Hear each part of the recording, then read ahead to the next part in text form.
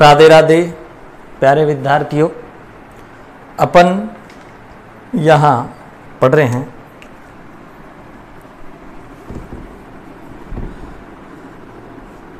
ज़ीनोन के compound.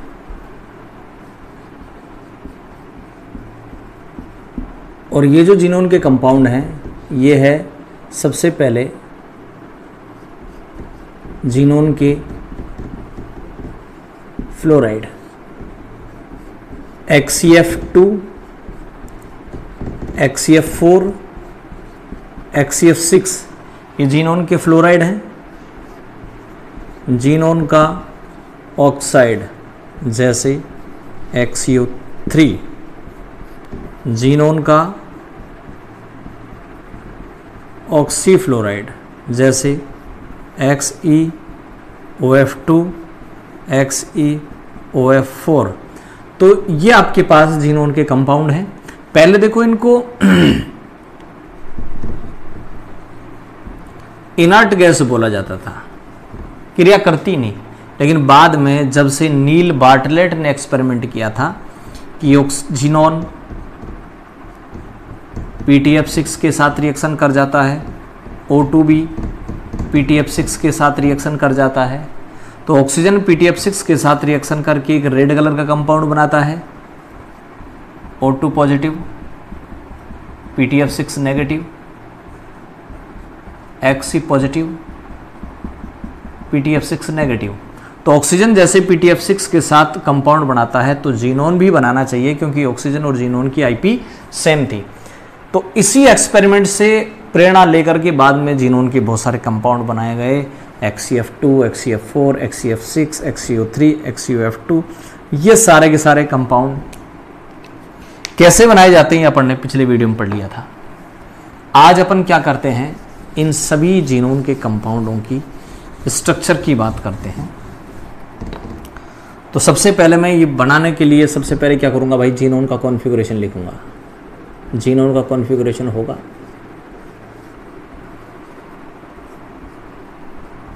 S2P6। देखिए हीना, नीना और करीना, 0, रन, 1 2 3 4 5 6 ओगी के कारण 7। ये इनके पीरियड हैं। तो ज़ीनोन कौन से में आता है, 5वें में आ रहा है, तो इसका कॉन्फ़िगरेशन होगा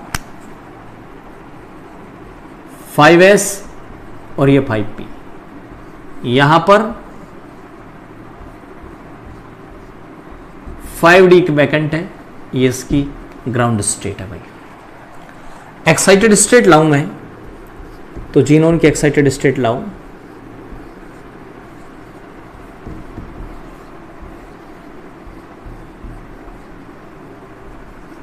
S 5P और ये 5D।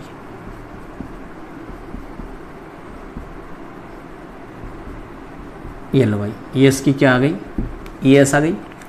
अनपेड इलेक्ट्रॉन कितने हो गए, 2। पहले अनपेड इलेक्ट्रॉन एक भी नहीं था, अब अनपेड इलेक्ट्रॉन की संख्या हो गई 2। तो अब ज़ीनोन VBD की बात माने तो 2 बंद बना सकता है। तो अब 2 बंद बना सकता है, ये तो 2 बंद बना सकता है। तो आप यहाँ पर क्या बना देंगे भाई, XCF2 बना सकते हैं, तो XCF2 बना दें।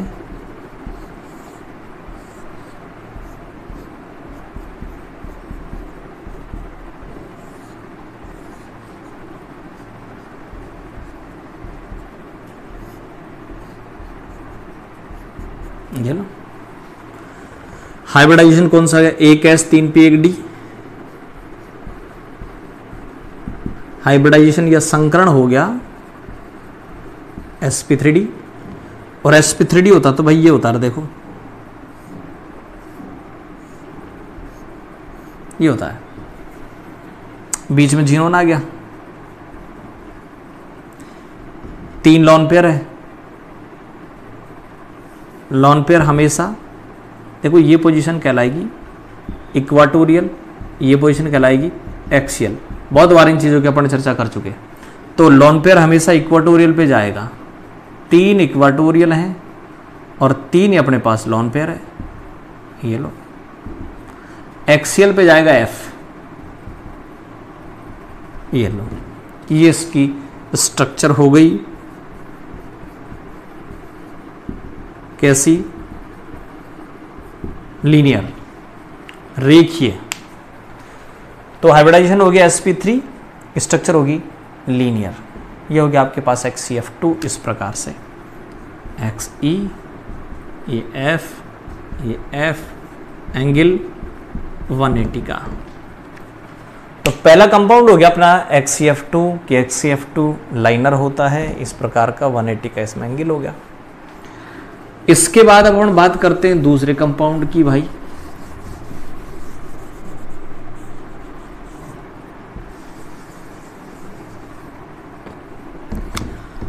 सपोज मैं इस इलेक्ट्रॉन को भी एक्साइटेड स्टेट में ले गया, इसको भी ले गया आगे। अब बताओ अनपेड इलेक्ट्रॉन कितने हो गए? 4। तो 4 बॉन्ड बना सकते हैं। 4 बॉन्ड बना देगा तो आप बना लोगे XeF4 भाई, बना लो। 1 2 3 4, बोलो भाई संकरण, बोलो हाइब्रिडाइजेशन, बोलो क्या हो गया? sp3d2। और sp3d2 होता तो sp3d2 का ये होता भाई, देखो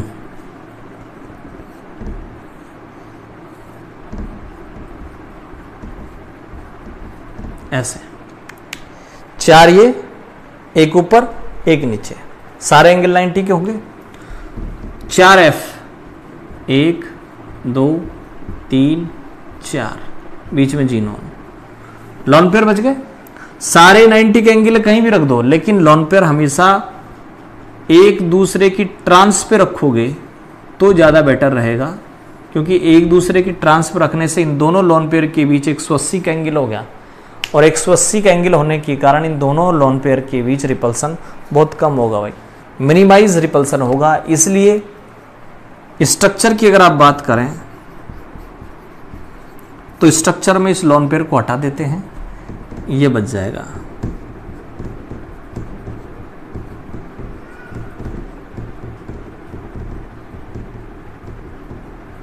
ये बच गया स्क्वायर प्लेनर।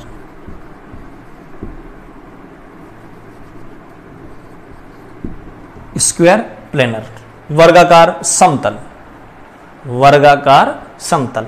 संकरण कौन सा? sp3d2। हाइब्रिडाइजेशन कौन सा? sp3d2। स्ट्रक्चर या संरचना कौन सी? स्क्वायर प्लेनर या वर्गाकार समतल। ठीक है, 2 कंपाउंड हो गए। तीसरा कंपाउंड एक और ले जाओ आगे।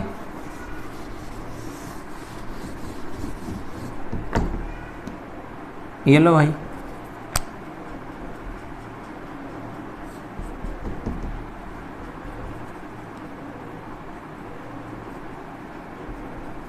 कितने अनपेड हो गए? अब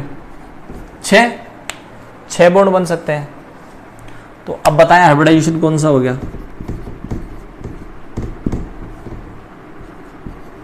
sp3d3। 5 ये, 6 ऊपर, 7 नीचे। ठीक है, इस प्रकार की स्ट्रक्चर हो जाएगी इसकी।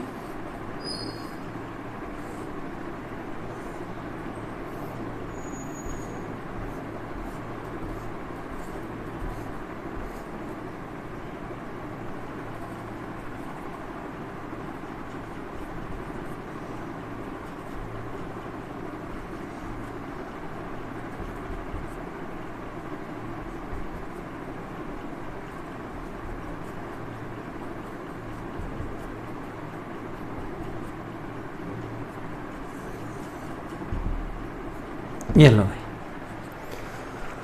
5 तो ये हो गए। तो ये जो 5 है ना, ये 360 में 5 का भाग दे लो, 72 का आएगा। तो ये जो एंगल, तो ये वाला एंगल है, ये तो है 72 का भाई। कितने का है? 72 का। और ये ऊपर वाला नीचे का था, ये थे 90 के पे। तो लॉन पेयर हमेशा वहां रखो जहां रिपल्सन ज्यादा, रिपल्सन बिल्कुल कम हो, एंगल ज्यादा हो। तो 72 की बजाय इसको 90 पे रखो, तो 90 पे रख दिया।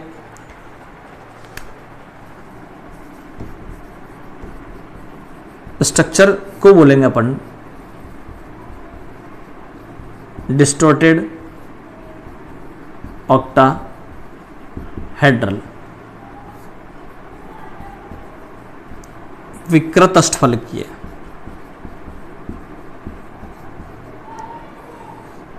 विकृत अष्टफलकीय distorted octahedral.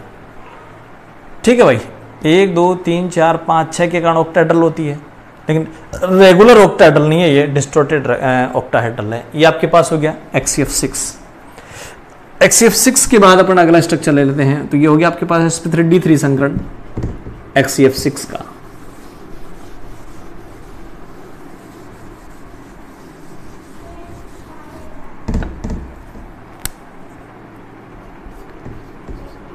XCO3 unpaired electron कितने हैं? 6 अनपेड इलेक्ट्रॉन हैं, तो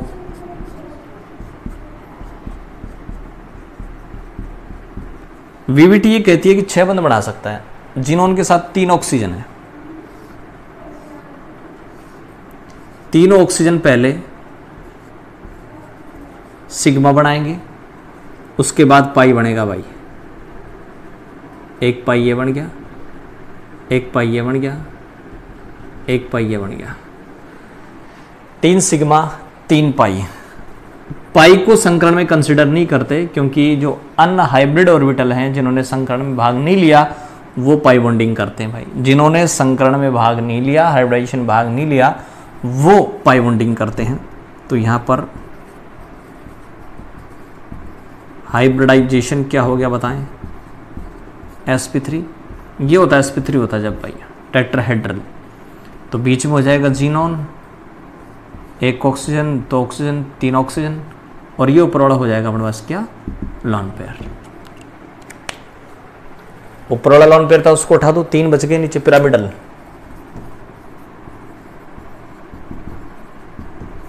क्या बन गया भाई?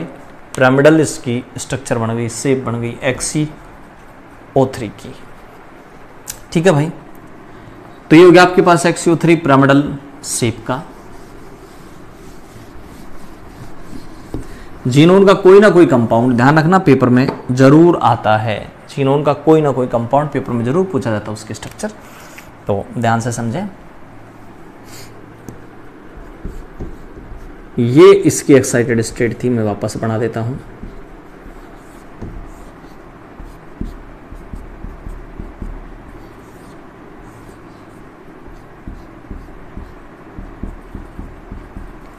ठीक है, और अब अपन मान लो बनाएं XeOF4 बनाएं, तो पहले 4F है, 4F जोड़ दो, ये लो। अब 1 ऑक्सीजन है, ये 1 सिग्मा बनाएगा और 1 पाई बनाएगा। पाई को कंसिडर करते ही नहीं हाइब्रिडाइजेशन में। 1s 3p 2d sp3d2, 1s sp3d2। sp3d2 होता जब ये होता भाई, ये लो, 1 लॉन पेयर है, 1 डबल है, तो इन दोनों को भी एक दूसरे की ट्रांस पे रखो।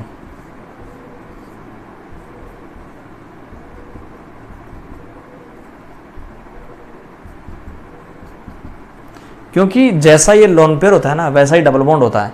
ये भी फैला हुआ होता है, ये भी फैला हुआ है, दोनों पास पास रहेंगे तो उनके बीच रिपल्सन ज्यादा होगा। 2 फैले हुए हों, रिपल्सन ज्यादा होगा, इसलिए एक दूसरे की ट्रांसफर।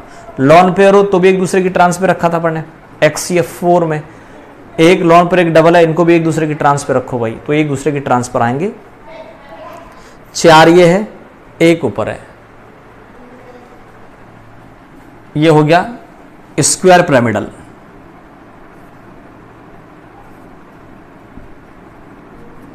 स्क्वायर पिरामिडल, वर्गाकार पिरामिडल। तो स्क्वायर पिरामिडल इसके स्ट्रक्चर हो गई XCF4 की। ठीक है, तो XCF4 के बाद अपन लेते हैं अगली स्ट्रक्चर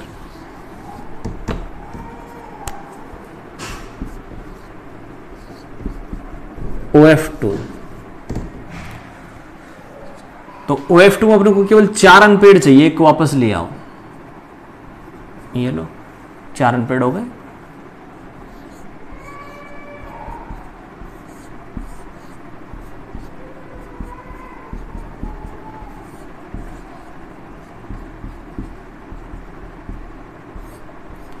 दो F जोड़ो पहले, अब ऑक्सीजन जोड़ो, एक सिग्मा बनाएगा, एक पाई बनाएगा। पाई को कंसिडर करते ही नहीं, तो हाइब्रिडाइजेशन कौन सा हो गया भाई? sp3d। sp3d ये होता है दो लॉन पेयर हैं, लॉन पेयर हमेशा इक्वेटोरियल पे जाते हैं। एक ऑक्सीजन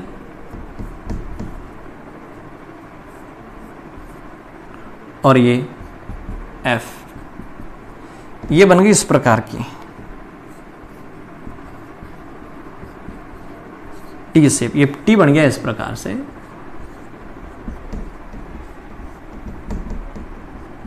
ठीक है, इसको आप देखोगे तो इस प्रकार का एक टी है। ठीक है भाई, तो टी शेप स्ट्रक्चर हो गई किसकी? XeOF2 की। ठीक है, 4 अनपेड अपन को चाहिए थे, 4 अनपेड हो गए, जिसमें 2 के साथ तो F जुड़ जाएगा, 2 के साथ ऑक्सीजन जुड़ जाएगा, XeOF2। ठीक है, XeOF2 हो गया।